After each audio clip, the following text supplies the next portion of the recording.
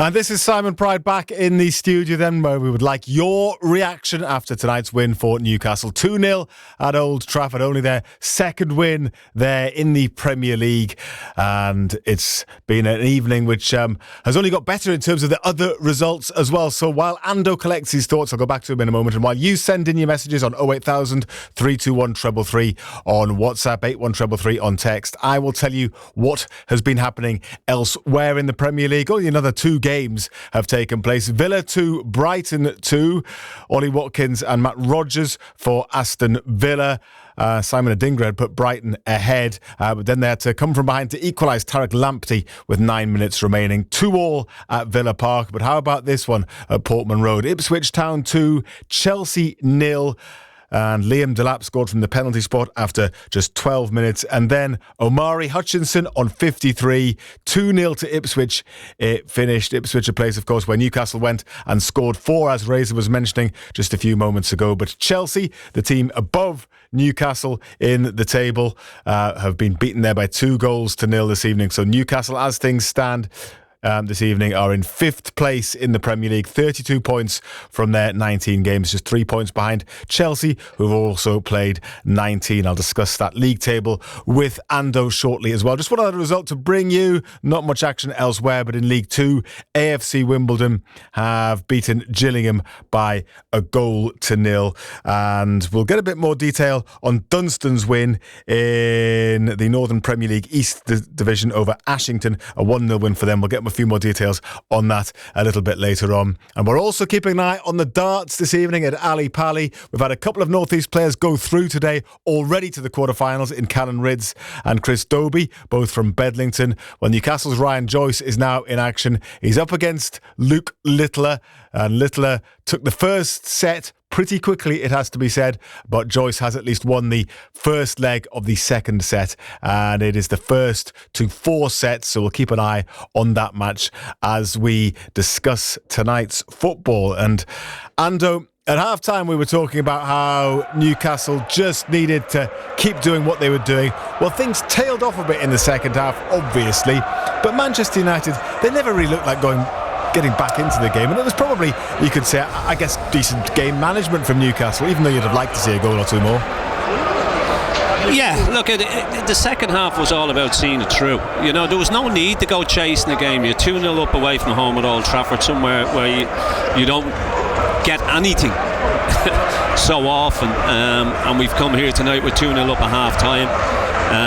It was all about game management in that second half, and I thought we managed the game really, really well. There was no need to go chasing the game. There was no need to go chasing goals. Manchester United had a bit more of the ball, but didn't create a great deal, Simon. You know, Dubravka's never really had a save to make. Okay, they've hit the post with a Maguire header, but we've hit the woodwork. I mean, it should have been out of sight at half time, but it was a really, really good professional performance.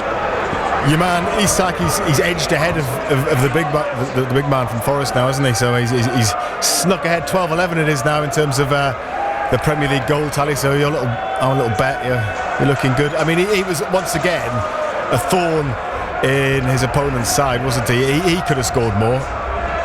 Yeah, he could have done. Yet again, he's had a 1-on-1 and he's stuck it straight in the keeper's arms again. But he was great tonight. He does, for whatever reason, I do not know. He never smashes it low, does he? He never just tries to drill it past the keeper. He's always looking to either dink it, go round him. Yeah, I don't know why, but I mean, that's a few that he's had this season where he's had 1-on-1s and he hasn't been able to convert them. But look, he was brilliant tonight. You know, he dragged Manchester United's centre backs all over the place, especially in that first half. They couldn't live with the movement of not just him, but the front three. Gordon on the left side was brilliant again. You know, I mean, the 2 goals that we got were almost identical. A switch of play from right to left, a dinked ball in, and basic free headers for Isak and Joe Linton. You know, so the goals were pretty identical. You thought Manchester United couldn't be as poor in the second half. They weren't. Now, whether that was down to the fact that we dropped our intensity a little bit, and it was sort of, let's control this, let's not do anything silly, let's not keep throwing bodies forward and leave space, and we did that really, really well. Look at there's not many times you can come to Old Trafford and go away saying result was never in doubt. You know, even when Manchester United in the past, you've seen them go 2 down and they fight their way back. Never ever did that look on the cards tonight. Let me read you a few of the messages that we have received. And Christine simply says, and breathe. Brilliant. We will all sleep well, says Christine. Great result. They played well and I won my bet, says John. Not quite sure what John's bet was. A few people have been predicting various scorelines, etc., and talking about wages that they have had. But well done, John, for coming up trumps there. Dave's in Cramlington and he says, Bruno and Sandro, they are the Gerrard and Lampard that can play together.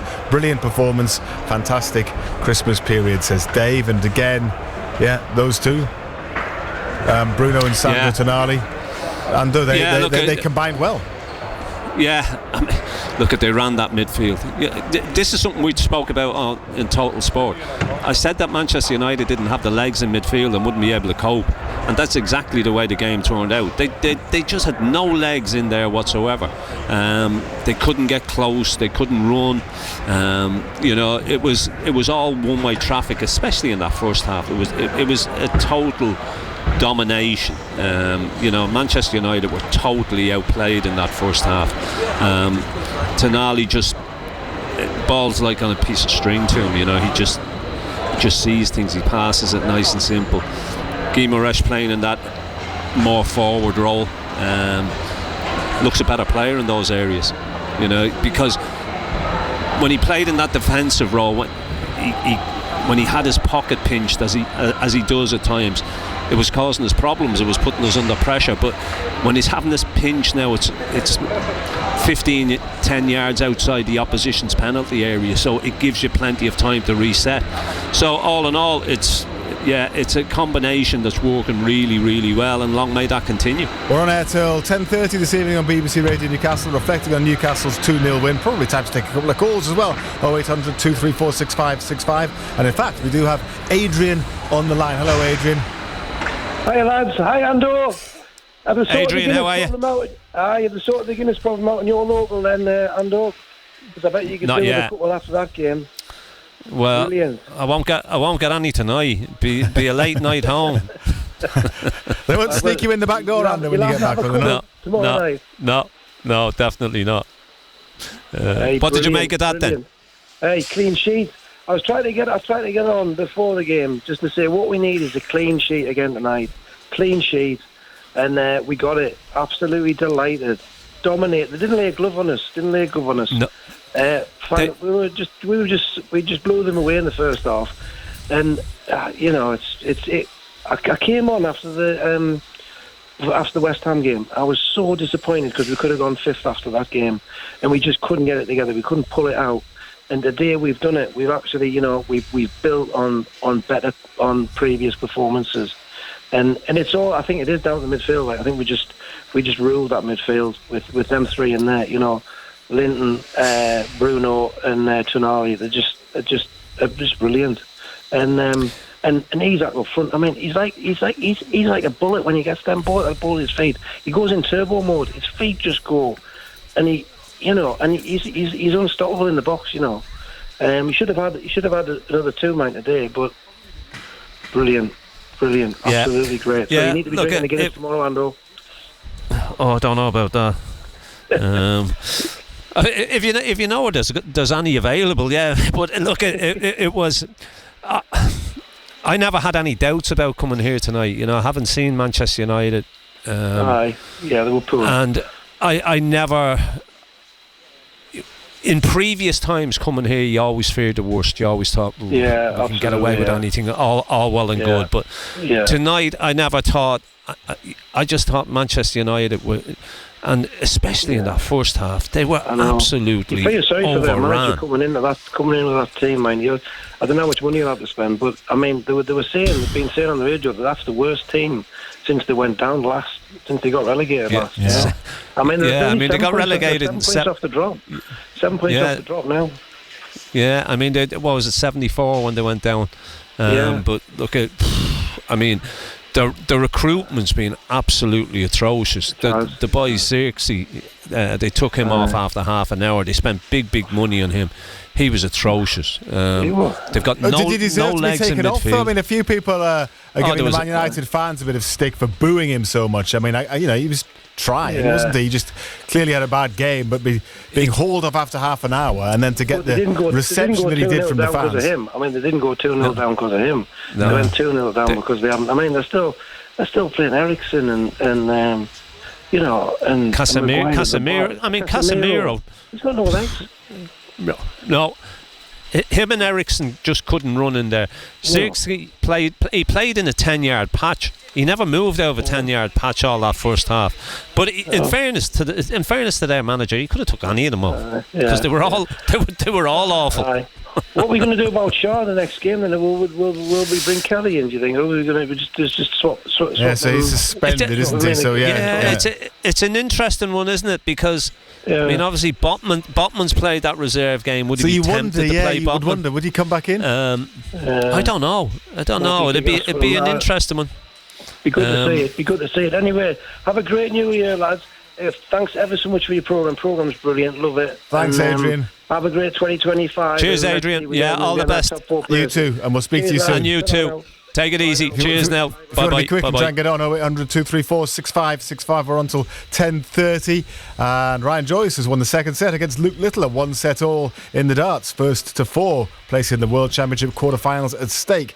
Martin in Newburn says the only downside is Cher getting suspended for the next game. Geordie Dancer says, is it any coincidence when Newcastle start strong they go on and win? All the best, and if Ando's out tomorrow night in the big market for New Year's Eve, I will get him a few Guinnesses. Not a chance. Ando will be tucked up in bed tomorrow night, I'll tell you. Don't believe that for a minute. You believe it, Bridie. New Year's Eve does nothing for me, I'm afraid. A couple of marks. Mark in Blythe first says, this has made my festive period happy. I hate Manchester United, so this is a great result. My second team, Forest, are also doing great. Happy festive period to all, says Mark, who's very, very happy. So Forest are your second team. Who's going to get more goals, Mark? Chris Wood or Alexander Isak? And, no brainer. I'd be interested to hear your view on that. Oh, I don't know. It still could be a good battle, that. But the table then, as it stands, I know I've already mentioned it once, but I'll go down from the top. So Liverpool, they're clear. 18 games played, 45 points. Forest in second place, 37 points from 19. Arsenal with a game in hand on Forest, 36 from their 18. Chelsea, who lost tonight at Ipswich, 35 from 19. And then come Newcastle, 32 from 19. A point ahead of Manchester City, 31 from 19. And then come Fulham on 30.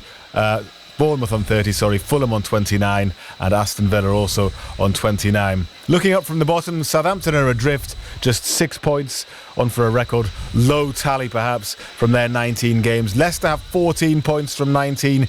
Ipswich have closed the gap on fourth bottom Wolves, so they now have 15 points from 19. Wolves with 16 points from 19. Everton looking over their shoulders a little bit now, 17 from their 18. Palace looking over their shoulders a little bit too still, with 20 from 19.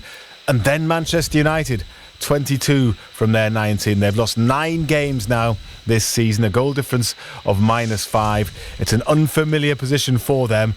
The pressure is on, a different kind of pressure on them now. And who have they got next, Ando, do you know? I've no idea. I think they travel to Anfield. I'm pretty sure they travel to Anfield. Yes. Oh, good luck with that. Indeed. Yeah. Good luck with that. You would have thought, wouldn't you, knowing football fans, that the Liverpool fans would be sympathetic to Manchester United. Would you think that when they go there? Yeah. Of course we will. Or perhaps not. Anyway, another Marcus message. Great night. I think the game was won in the first 30 minutes. Shout for Dan Bernardo. He was a rock. Tonali as good as ever. And Dubravka, first keeper in Premier League this year to get 4 consecutive clean sheets. Yeah, I mean, he didn't have any major saves to make, really, did he? But good for him. You know what it is? The 4 sheets. games, the league games that he's had to play in, he's had very few saves to make. That's how dominant we've been and how good we've been defensively. You've never come away from anywhere saying, our keeper was absolutely brilliant today, but he's done what he's needed to do. When he's been called upon, he's been he's made those saves. He's decent with his feet as well. As distribution's been good. He's done well since coming in. You know, you can see the confidence and the belief growing in this side, and long may that continue. And hopefully it's onwards and upwards. Yes, we were talking earlier in the season about the inconsistency, and when they were keeping things tight, they weren't able to score goals. Similarly, you know, when they started scoring and they were conceding a few, they weren't getting everything together. But now they're still banging them in, and they are keeping these clean sheets. So that is a pretty nice combination to have, isn't it? Yeah, I mean, if you're not conceding at one end and you're scoring at the other, you're going to win an awful lot more games than you're going to lose, Simon. Yes. You know, so look, I don't know how it's happened or where the turnarounds come from, but there was a concern, of course there was, the fact that we weren't scoring many goals, and you wondered where goals were going to come from. Yeah. And for whatever reason, it's just like they've turned on a tap, and all of a sudden the goals are starting to flow, and we're keeping it tight at the other end. So, you know, all good, all very good. What's the reason behind that? Because it isn't as easy as turning on a tap. No, don't know. But they've found a way. Is it just adjusting something, tinkering a little bit with the number of players committed forward, with the tactics a little bit, with taking a few more risks? What is it? I think a lot of it's to do with the way they've changed that midfield around as well, in putting Tonali in there in that central role, Guimaraes that little bit further forward, you know, and a lot of it's down to belief and confidence as well. You know, we've started to string results together. You can see everybody's on a high. Everybody's confidence is at its highest point as well. Everybody wants to be involved. Everybody wants to get on the ball. Everybody's enthusiastic, and their energy levels are incredible. There's nobody in the Premier League who plays at the same tempo as us. Mm-hmm. You know, if you watch other teams play, and I include Liverpool in this as well, they don't play at the same tempo that we play in. You know, it's a really high tempo game that we play. We get in the opposition's faces, but when it works, it can do. It's pretty difficult to stop. Yeah, it did a couple of seasons ago when we had Champions League and cup competitions. Those extra games caught up with us a little bit, but we've got no distractions this season, and it's great to watch. It must be an absolute nightmare to play against as an opposition player, because Manchester United just started so lax, so lazy, not getting close to people. And if you play against somebody who's playing a high tempo game and a high energy game like we played, you're going to get overrun, you're going to get steamrolled, and that's exactly what happened to Manchester United in that first half. Peter is in Whitley Bay. Hi Simon, fantastic show and a brilliant commentary with Razor and Ander. We do appreciate those comments, Peter, thank you. This one says, hi Simon, we have had to suffer so long, so the double over them in April will be lovely, and even better if they are still near the bottom. Yeah, there's not a great deal of love for Manchester United from Newcastle fans generally, and I think a lot of people are, you know, just enjoying seeing them suffer a little bit. Well, they had so many years of success, didn't they? You know, and there was so many times when you've come here and got a right drubbing as well. You know, those memories last long in your mind as well. So it's. I think everybody's sick of Manchester United winning cups and winning leagues and everything else. And look at, from the outside looking in, it looks like it's a club that's toxic at the moment. You know, everything about it, on the pitch, off the pitch, everything is just toxic about it, and this manager must be thinking what he's walked into. He must be wondering, where he goes from here, really. I mean, there's some talk that he's already under a little bit of pressure, which seems a little bit ridiculous, bearing in mind what he has had to inherit. But let's let them worry about that, and we can look ahead to what lies ahead for Newcastle in various competitions, of course, now on the back of 5 straight wins in all competitions. So Spurs away next, and we know that Spurs can be pretty erratic themselves, but that said, it will probably be a sterner test on January the 4th than it was tonight, you would think. Depends on which Spurs turns up. Yes, that's true. You know, as you rightly mentioned, you just don't know what you're going to get from Spurs.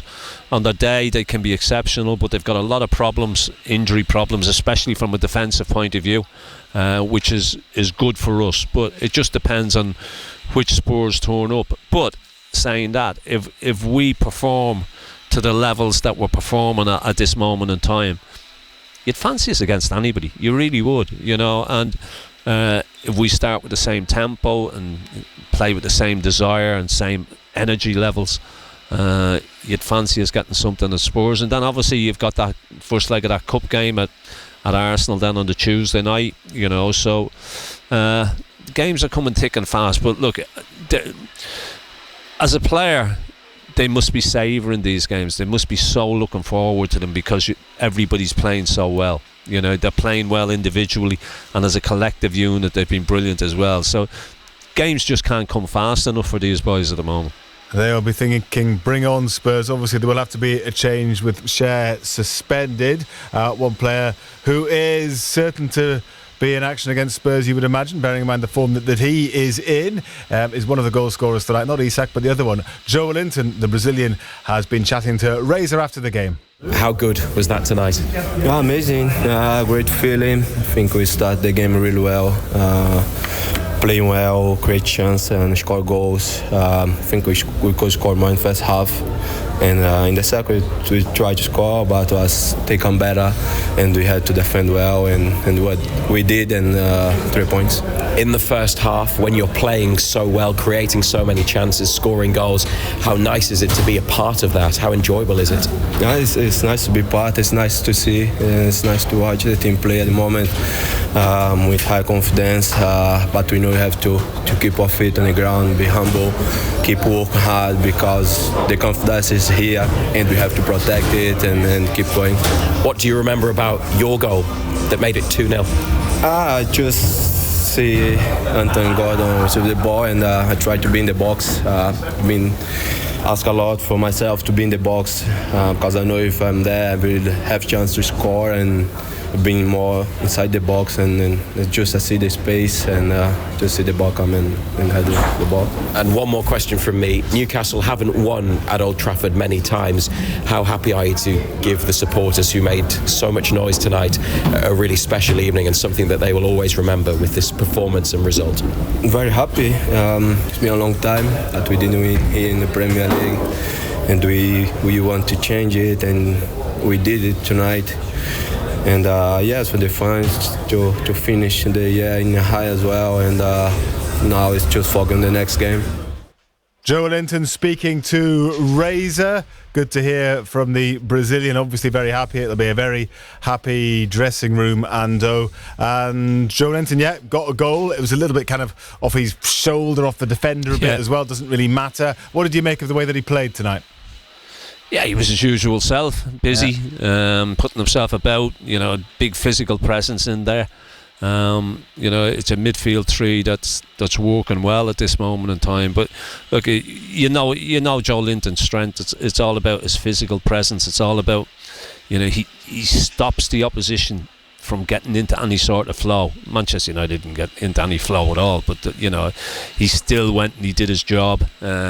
Knew what was asked of him, got himself in the box for the header as well. Not too sure what he knew about it. As you say, he came off his shoulder, and a little bit of the defender as well. But you've got to be in there to score them goals, and he's getting himself into those areas. Ando, I can let you go now. I hope you have a better journey back than the one that we had from Old Trafford after the cup game last season. Remember, we got diverted through goodness knows where. I do indeed. Yeah, yeah. Fingers crossed. Thanks, Simon. You don't have that. You don't have that. So, have you been keeping an eye on the darts, by the way?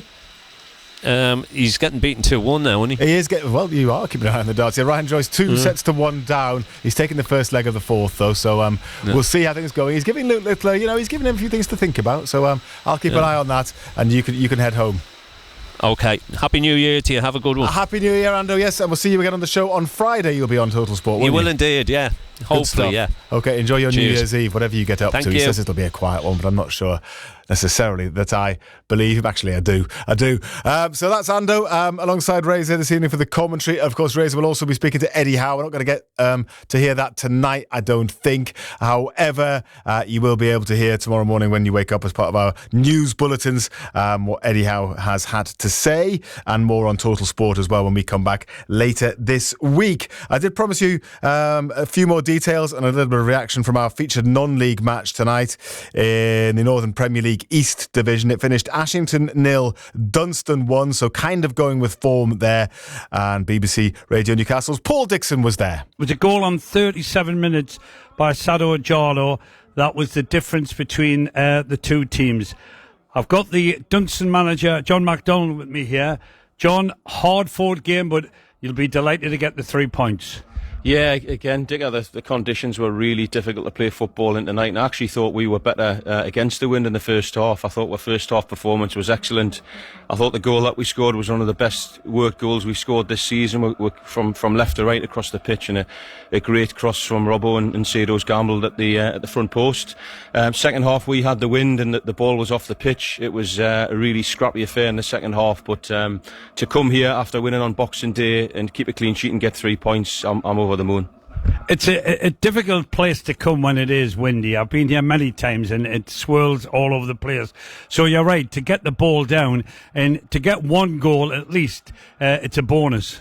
It is. I think both teams in the second half just struggle to get any momentum and get any rhythm and string passes together in the second half. But because we've got our noses in front, I think we've got that experience now after last season to manage games and see it out. And I thought in the last 10 minutes we did that really well and just seeing the game out. And I think we're getting much better at doing that. So it's been a good few weeks for us, going to Pontefract, beating Newton Aycliffe at home, who are obviously in the playoff spots, and then to come here tonight. Just before the new year and 2024 on a high. I'm delighted for the lads, and I think that they all deserve it for what they've put in so far. And you're third now in the league. You're really going for it. Do you feel as though you can go for the top spot? Yeah, I do. I think we had the last few weeks. We had 5 tough consecutive away games, and we came through that relatively unscathed, and there's no team that we've played this season that I think genuinely I think we're a match for anybody in the league. January is going to be a big month, which might define where we finish. We play Cleethorpes and Belper, who are both in those playoff spots, so I think the next 6 games are going to be pivotal to where we end up, but I've got every faith and confidence in the group that we've got. You've just told me there one of your lads could have a bit of a bad injury.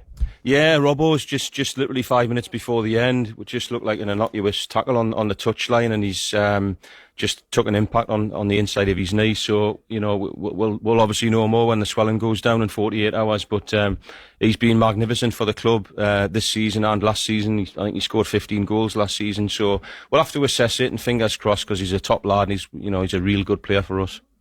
So thank you very much, John. Thank you to Paul Dixon, as ever, as well. An excellent result then for Dunstan, who keep marching on in the Northern Premier League East Division. A good 1-0 victory for them this evening. We're almost out of time. Just to remind you of the other Premier League scores this evening. Aston Villa drawing 2-2 with Brighton and Hove Albion. Watkins and Rodgers for Villa, Adingra and Lamptey for Brighton and Hove Albion. And a bit of a turn up for the books at Portman Road, where Ipswich beat Chelsea by 2-0. Delap from the penalty spot and Hutchinson either side of half-time for Ipswich, which means that they have a bit of a lifeline in terms of trying to climb out of that relegation zone. In terms of the darts, Ryan Joyce has levelled things up. 2 sets all against Luke Littler. We'll keep an eye on that one. But tonight, it's been all about Newcastle United. After tonight's result at Old Trafford, they're knocking on the door of the Champions League. Good night. Bruno in space, right side of central midfield. Switch to Lewis Hall in the penalty area. Brought down by Hall. Now the cross, headed into the net. That's so simple. And he's got another goal. And it's just no surprise, because every time the ball is there, it ends up in the back of the net. Alexander Isak, header into the ground, up and into the back of the net, and it's Manchester United 0, Newcastle United 1 in the 4th minute. Gordon on the outside of Mazraoui, then back on the inside, hangs up the cross, Joelinton into the net. It's 2-0, and we haven't even played 20 minutes. Gordon this time went outside, then back inside. Joelinton arrived, guided the header away from Onana and into the bottom corner. And what a night this promises to be. 19th minute at Old Trafford as the away section goes wild. Newcastle United celebrate another goal. Manchester United 0, Newcastle United 2. Total Local sport, North East. On the station with Newcastle and Sunderland commentary exclusively live. BBC Radio Newcastle.